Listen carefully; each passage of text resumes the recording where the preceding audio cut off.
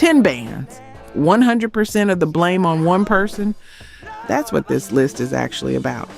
Not creative differences, not drifting apart, not the natural death of something that had run its course.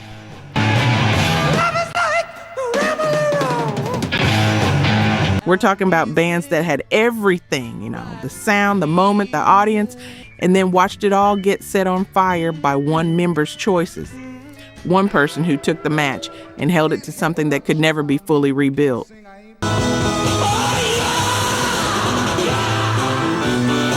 This is 10 bands of the 60s and 70s ruined by one disgraced member. We start at number 10. Number 10, Free Paul Kossoff.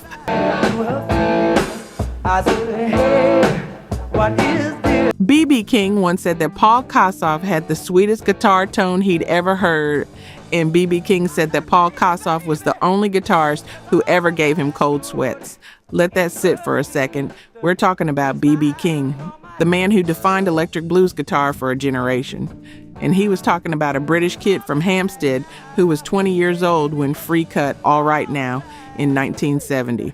That riff, you know it. You've probably air guitared it without even thinking about the chord name.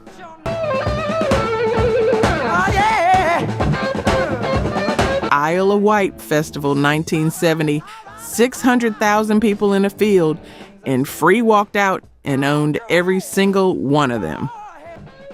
Rolling Stone eventually ranked Paul Kossoff the 51st greatest guitarist of all time. And that might actually be too low, but here's what happened to Free and to Kossoff. See, because the story of this band isn't really a story about success. It's a story about one man's addiction slowly strangling something extraordinary until it couldn't breathe anymore.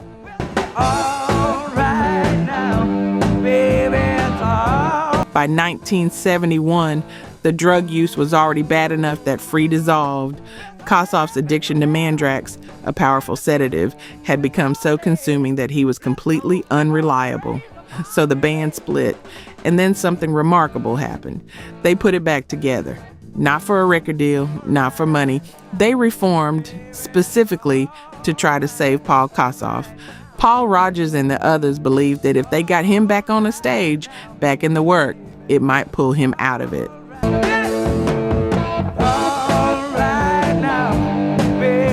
At one point, bassist Andy Fraser was so worried about Kossoff that he and a roadie broke into his house in Notting Hill, stepped over the bodies passed out on the floor, and essentially kidnapped him. Took him to Sussex for 10 days. Got him clean. Kossoff was scoring again the day he got back to London. And here's the part that still gets me. On Heartbreaker, Free's last album, 1973, some of Kossoff's guitar solos were quietly replaced by another guitarist named Snuffy Walden. Paul Kossoff was in the building. He was in the studio. He just couldn't play. Free broke up for good shortly after.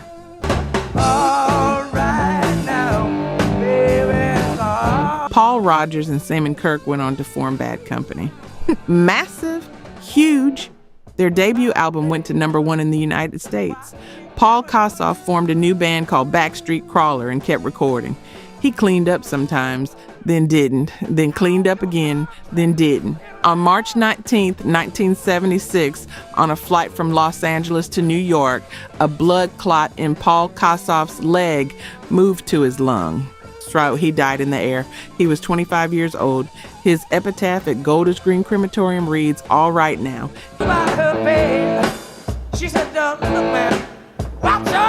His father, actor David Crosby, spent the rest of his life touring a one-man stage show about his son's death, about what drugs do to a family. He spent the rest of his life doing it. If you ever found Free because of this channel or because of someone who handed you that album, you already know how much that riff was worth. And you know what it means that it ended like this.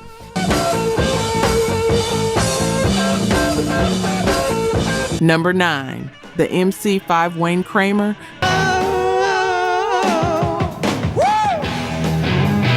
Three words: kick out the jams. That is the battle cry that basically invented punk rock.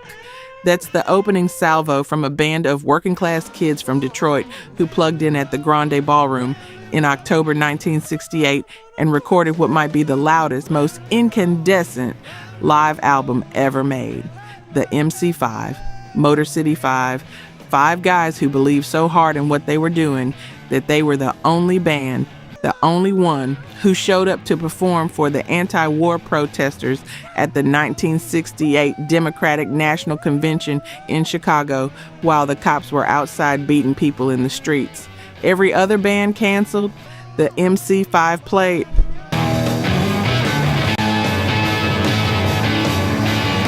Tom Morello from Rage Against the Machine said Wayne Kramer was the best man he'd ever known. And he said the MC5 basically invented punk rock music. The Clash named a song after Kramer. The New York Dolls, the Sex Pistols, every band that came after with a guitar and something to say, they all owe something to this band.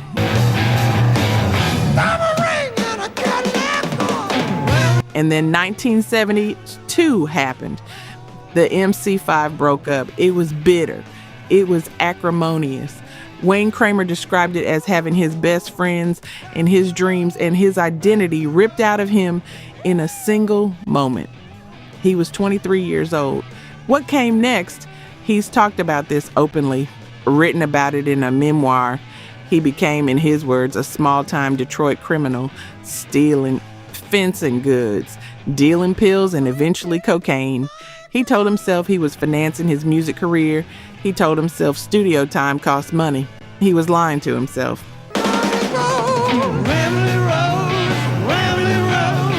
In 1975, Wayne Kramer tried to sell a large quantity of cocaine to some acquaintances. Those acquaintances were undercover federal law enforcement. He was convicted of conspiracy to traffic in controlled substances. Sentenced to 4 years in federal prison at the Federal Medical Center in Lexington, Kentucky, a place they used to call the narcotic farm. I was terrified, Kramer said later. I grew up in Detroit. I knew how to fight. But this is another thing. It wasn't about boxing. It was about stabbing. I'm not a killer. That's why I was a complete failure as a drug dealer. As a gangster, I'm a great guitar player.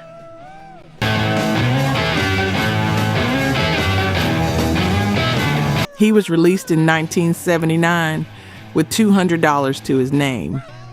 Punk rock had happened while he was locked up. He found out about it slowly, and people would sit in bars talking about Wayne Kramer from the MC5, not knowing he was right there listening. The Clash had already written the song. Let me tell you about Wayne and his deals of cocaine a little more every day. Then the DEA locked him away. Wayne Kramer eventually rebuilt himself into one of the most respected prison reform advocates in America, starting jail guitar Doors to bring music into prisons.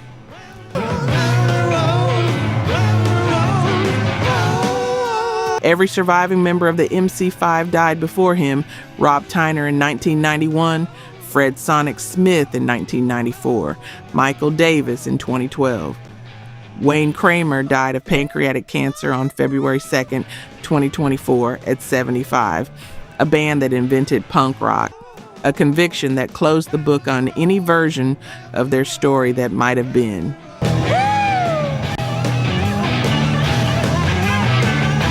Let's look at the numbers. Only 9% of you are actually subscribed. Honestly, that's tough to see. Our team spends days hunting down archives and verifying every single fact just to tell these stories right. If you've made it this far into the video, you're clearly part of the community, so please hit subscribe. It costs nothing and helps us immensely. Now, for those already subscribed, very few of you have made the jump to our membership, and that's a hard pill to swallow because you're the ones who know our value best. If this channel has moved you or inspired you, consider joining. It's the price of one coffee, but it's the literal fuel for this channel. Let's keep this alive together. Back to the story. Number 8, the Rolling Stones, Brian Jones. And put me on the train. He named the band, not Mick Jagger, not Keith Richards, Brian Jones, who put this whole thing together in 1962.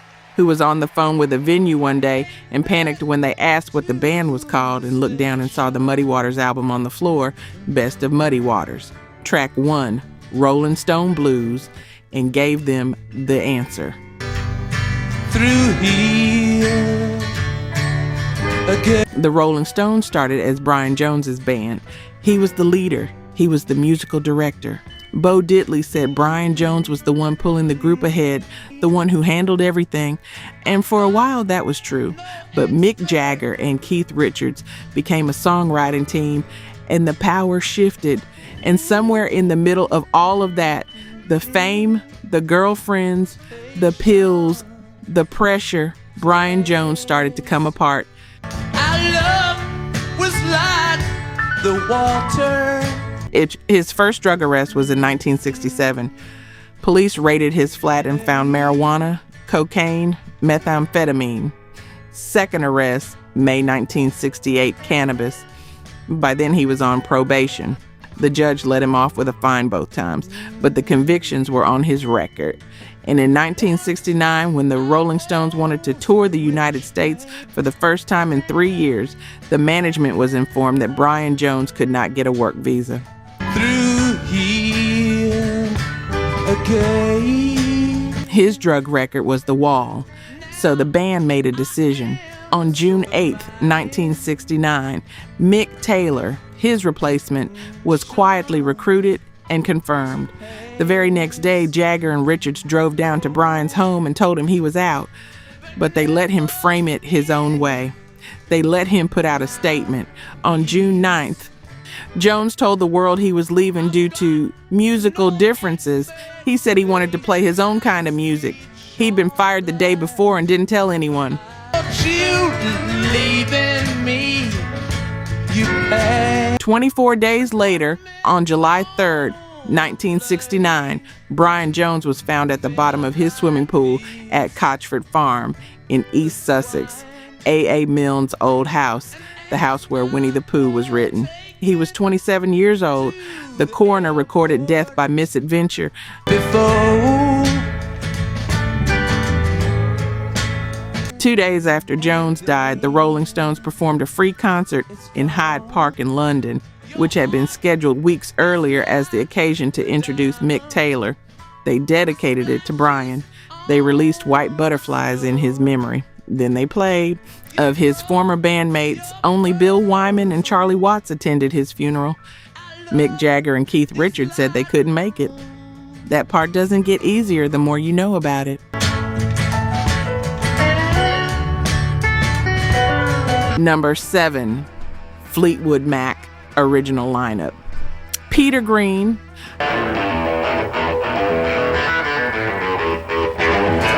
I told you what B.B. King said about Paul Kossoff. Here's what B.B. King said about Peter Green. He has the sweetest tone I ever heard. He was the only one who gave me the cold sweats. 2 guitarists who gave B.B. King cold sweats on this same list. That tells you something about the era. Peter Green founded Fleetwood Mac in 1967. Before that, he'd replaced Eric Clapton in John Mayall's Blues Breakers, which is not a thing that usually goes well. He made it go well. Clapton heard Green's playing and said Green was the only guitarist who made him genuinely nervous.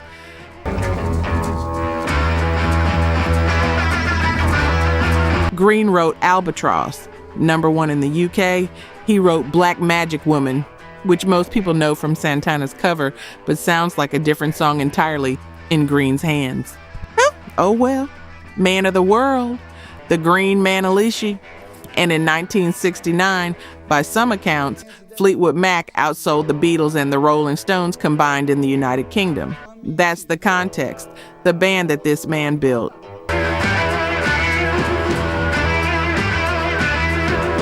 Now, in late 1969, while on tour in Europe, the Grateful Dead's sound engineer, a man named Owsley Stanley, introduced the band to LSD. They all took it. Peter Green took it more than the others. And in late March of 1970, at a party at a commune outside Munich, Germany, Green took more.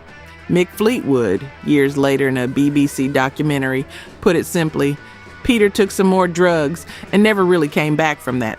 Now when I talk to God, I know he'd understand. He said, stick by me and I'll be yours. Green left Fleetwood Mac in May of 1970. He began giving his guitars away, then his money. He took odd jobs, including gravedigger. He started hearing voices. His brother Lynn said they were telling him to do nasty things. He was institutionalized. He underwent electroconvulsive therapy. He was eventually diagnosed with schizophrenia. And then, in the mid-70s, Fleetwood Mac, now a completely different lineup, built on the bones of what Peter Green had built, became one of the most successful acts in the history of recorded music. Rumors came out in 1977, 40 million copies. The album Peter Green's band made into something was now making someone else's fortune.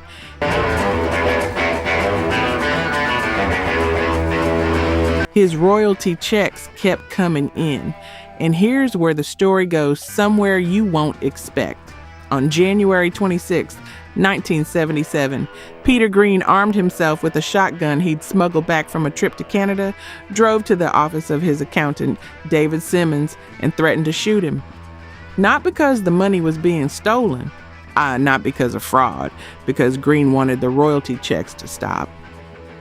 He was furious that the money kept coming. He wanted nothing to do with it.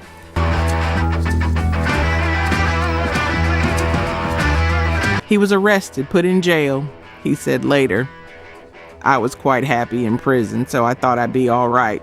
But they said, you failed the psychiatrist test." He was committed to a psychiatric institution in London. The man who built Fleetwood Mac spent the rest of his life in its shadow. He was inducted into the Rock and Roll Hall of Fame with the rest of the band in 1998.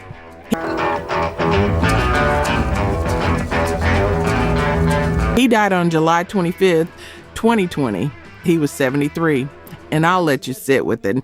A man who was so tired of the thing he'd built that he was willing to go to prison to escape the money it was sending him.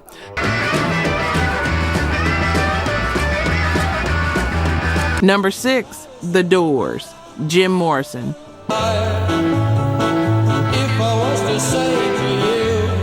March 1st, 1969. The Doors had never been bigger. Light My Fire had already happened. Riders on the Storm, People Are Strange. Jim Morrison was one of the most magnetic performers on the planet. And that night, in a converted seaplane hangar in Miami called the Dinner Key Auditorium, 14,000 people packed in, sweating, the air conditioning barely working, Jim Morrison walked on stage drunk and proceeded to do something that nobody in the room, including his own bandmates, would fully agree on for the next 50 years.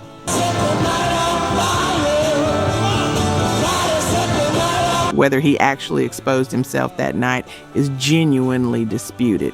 His bandmates, Manzarek, Krieger, Dinsmore, always said he didn't. 500 photographs were entered into evidence at the trial that followed. Not one showed anything conclusive. The drummer John Dinsmore said in 2010, "If Jim had revealed the golden shaft, I would have known. I was there." But Miami said it happened.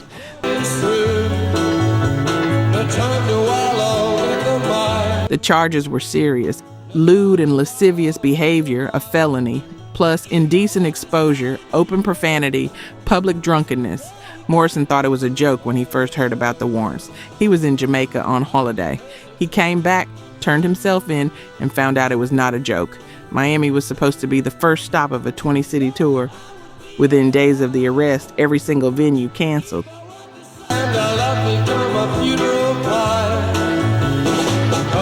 The trial began in August 1970 and ran for 40 days.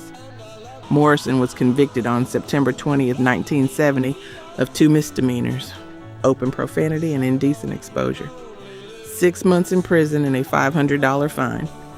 He was released on a $50,000 bond pending appeal. Bill Siddons, under the Doors manager, said it plainly. It ruined their career. It ruined Jim's life. He never really recovered from it. He really stopped caring about that work anymore.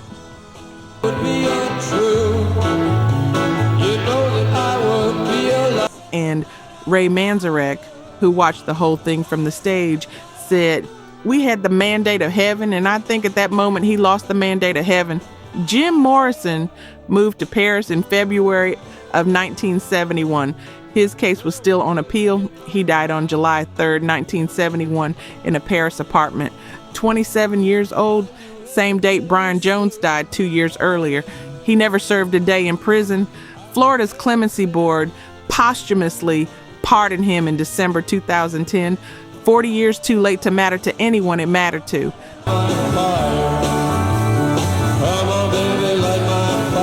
Number 5, Crosby, Stills, Nash and Young, David Crosby.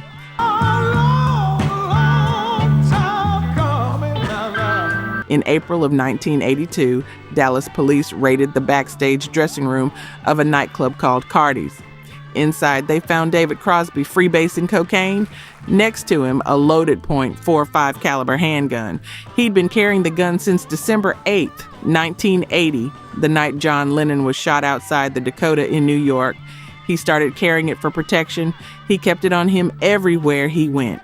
And in a Dallas dressing room with a propane torch and a pipe in his hands, that decision caught up with him.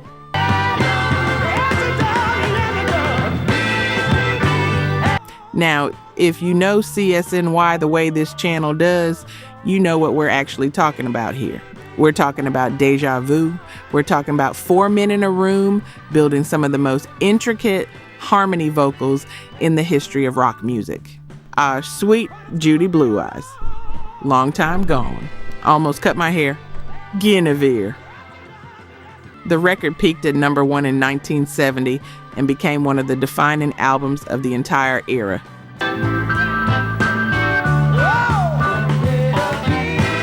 CSNY could have been one of the great ongoing bands of the 1970s. The talent was there, the chemistry was there, and David Crosby's addiction, which had been eating at the band's capacity to function since the mid-70s, kept closing that door every time it cracked open. He was convicted of the drug and weapons charges in June 1983, sentenced August 5th, 1983, 5 years for the cocaine, 3 for the gun, to be served concurrently. The appeals dragged on for years. In January of 1985, he entered a New Jersey rehab facility as part of a plea bargain. He left after 2 days. The reason they wouldn't let him have any musical instruments.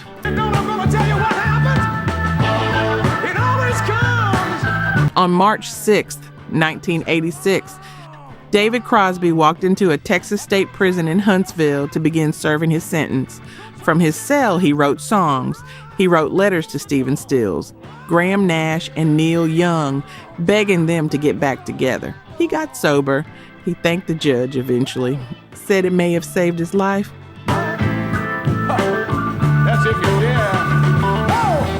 But what it couldn't save was the version of CSNY that should have existed through the whole decade it didn't. And if you've ever watched something extraordinary get wasted, not by outside forces, not by bad luck, but by the choices of someone right in the middle of it, you know what it feels like to hold this story.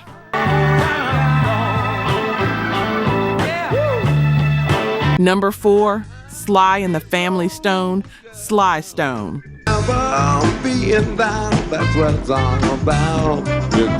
When Sly Stone walked off stage at Woodstock in August of 1969, the world had seen something it had never quite seen before. Think about what that band actually was. The first major American rock group with a racially integrated lineup, black, white, male, female, playing together at a moment when that was not nothing. Not performance, the actual thing.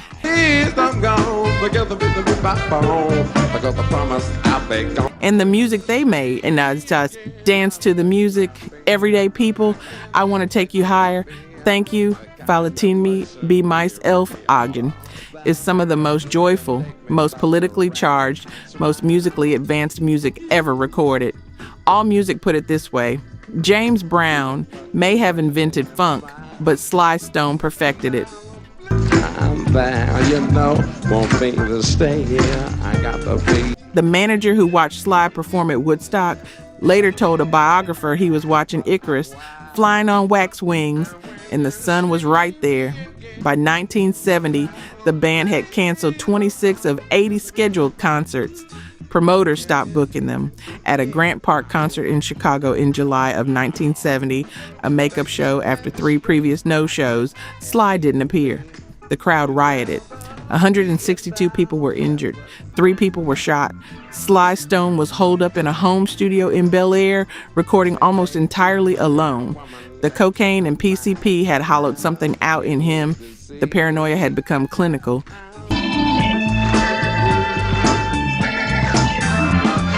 He didn't trust anyone. He brought a drum machine into the studio because he didn't want real musicians in the room. The other members, his own family, his siblings, and the people he'd built this with would show up to the studio and wait for hours, not knowing if he was coming.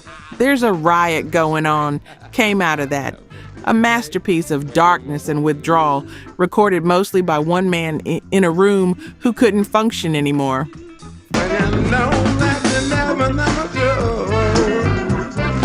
Family Affair, which hit number 1 in 1971, had Rose Stone on background vocals, and that was it from the original group. Billy Preston played piano, Bobby Womack played guitar, and Sly did the rest alone. The band officially dissolved in January of 1975 after a Radio City Music Hall show drew 1/8 of its capacity.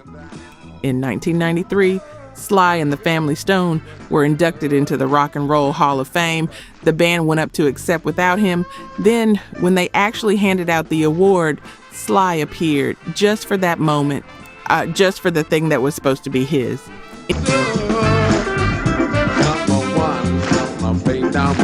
In 2011, Rolling Stone reported he was living in a van in Los Angeles.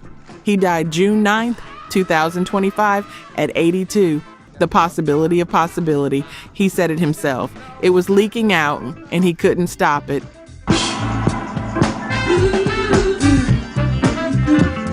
Number 3, The Beach Boys, Dennis Wilson.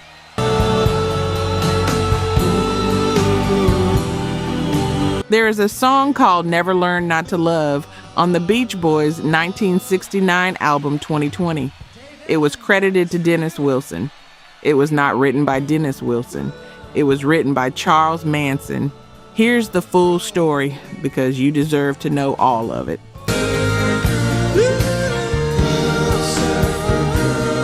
April of 1968, Dennis Wilson, drummer, middle brother, the one beach boy who actually surfed, picked up 2 female hitchhikers on Sunset Boulevard, brought them home, then went to a recording session. When he came back that night, there were about a dozen people in his house, most of them young women he'd never met, and there was a small man in his driveway who dropped to his knees and kissed Wilson's feet.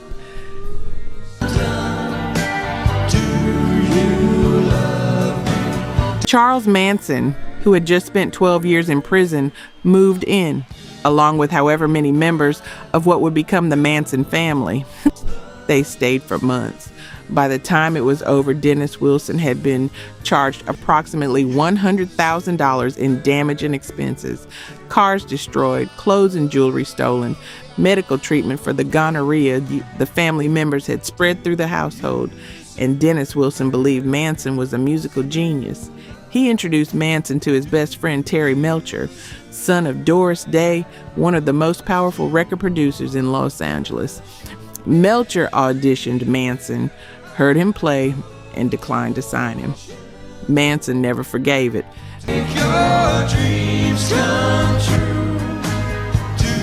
Melcher had been living at 10,050 Cielo Drive in Benedict Canyon. He moved out. A young actress named Sharon Tate moved in with her husband, director Roman Polanski. Dennis Wilson knew Manson had been at that house. He knew Melcher was the connection. He later told Mike Love that he had witnessed Manson shoot a man and hide the body in a well. And after the Tate murders on August 9th, 1969, 7 people killed by Manson's followers at a house Charles Manson had visited when his rejected producer lived there. Manson came to Dennis Wilson's door and asked for money. Dennis Wilson gave it to him.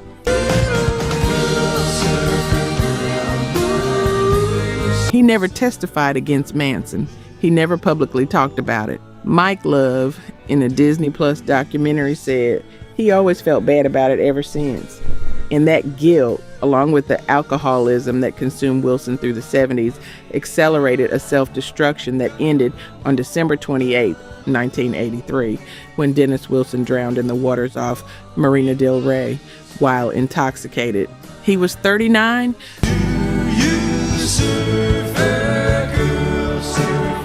The song Manson wrote for the Beach Boys is still in their catalog. If you listen to it knowing what you now know, and knowing that Manson sent Wilson a bullet when the lyrics were changed without credit, it sounds different than it did 30 seconds ago. Some of you are going to look that song up tonight. I understand.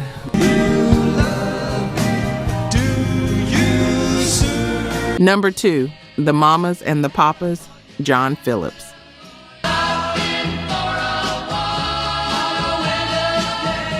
California Dreamin' may be the most beautiful song of the 1960s. You know the sound of it. The 12-string, the flute, the harmonies that feel like they're coming from a place California itself invented. And in September of 2009, millions of people heard it differently for the first time and never went back.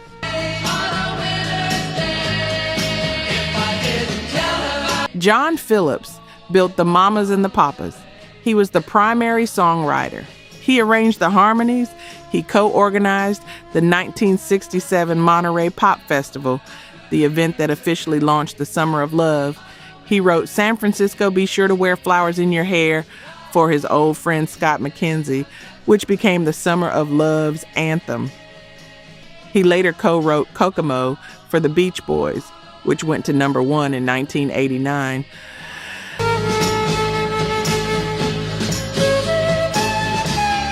By every measure of craft, John Phillips was one of the most gifted musical architects of his generation. He was also a heroin addict, and the drug use that eventually cost the Mamas and the Papas everything was only the first chapter of the story. In 1980, John Phillips was arrested in a DEA sting operation for drug trafficking, convicted in 1981. To reduce his sentence, he and his daughter Mackenzie, a television star at the time, launched a public anti-drug campaign together, traveling the country, warning kids and parents about addiction. It worked. He served 30 days in jail at Allenwood Prison Camp in Pennsylvania. 30 days.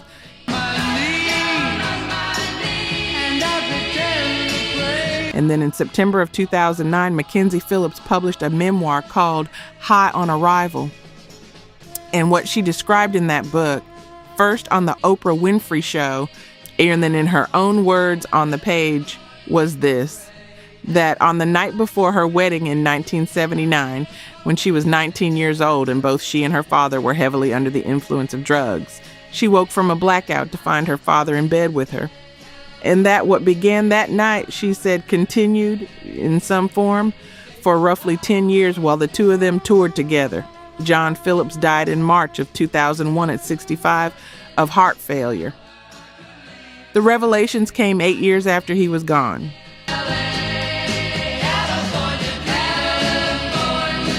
His daughter, Chinna Phillips, who is not Mackenzie's full sibling, publicly supported Mackenzie's account. Chinna said her father had told her something terrifying and disturbing the night before her own wedding. She believed her sister. Other members of the Phillips family disputed the account. The full truth lives somewhere that most of us will never be able to reach.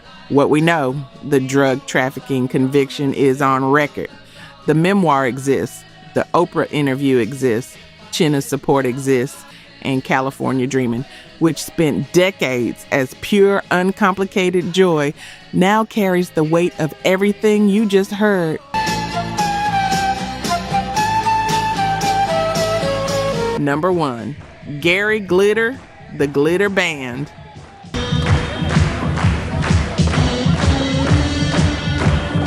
Before I name number 1, I want you to think about a song. You've heard it at every major sporting event in America for the better part of 20 years. NFL games, NBA arenas, NHL playoff moments. Da-da-da-da-da-da. Hey, That instrumental break, crowd screaming along with a riff that somehow became the universal signal for a big moment. You know the song I'm talking about, Rock and Roll, Part 2. Estimated to have been earning around $250,000 a year in American sports royalties alone as recently as 2014.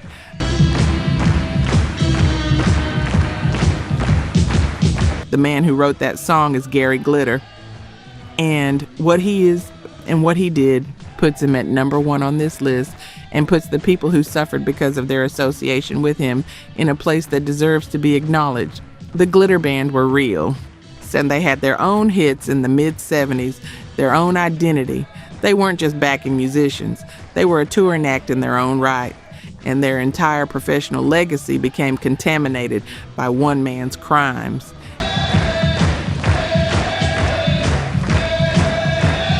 Gary Glitter, real name Paul Francis Gadd, born 1944, sold over 20 million records during his peak years in glam rock. Do You Want to Touch Me? I Love You, Love Me, Love. I'm the Leader of the Gang. 12 top 10 hits in the UK. He was a massive star. In 1997, he took his laptop to a shop in Bristol for repairs. The technician found more than 4,000 images of child sexual abuse material stored on the hard drive. Gadd was arrested.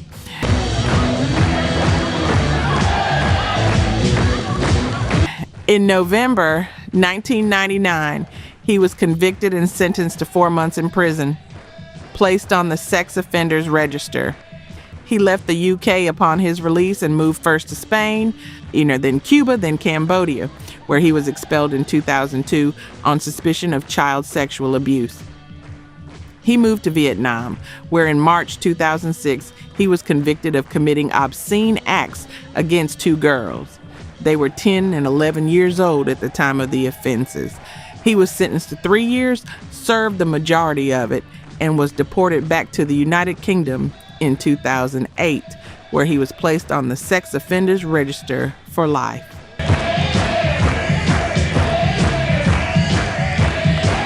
In 2012, he was arrested again as part of Operation U-Tree, the large-scale investigation into historic sexual abuse in British entertainment that followed the Jimmy Savile scandal. In 2015, after a lengthy trial, he was convicted of 1 count of attempted rape, 4 counts of indecent assault, and engaging in sexual acts with a girl under the age of 13. Offenses that took place between 1975 and 1980. He was sentenced to 16 years in prison. He was released in February of 2023, halfway through his sentence. 6 weeks later, he was returned to prison after reports that he had been attempting to access images of children on a smartphone at a bail hostel.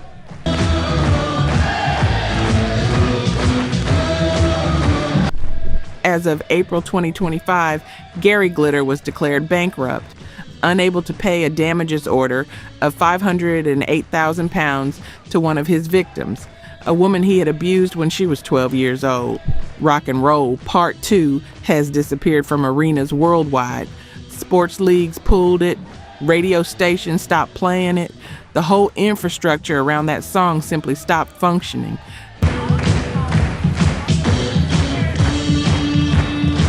The Glitter Band, who were not involved in Gadd's crimes, who spent their careers playing music, have spent the decades since unable to separate their professional identity from someone else's monstrous history. That's what this kind of disgrace does. It doesn't stay contained. It moves outward. He is 81 years old. He is expected to die in prison.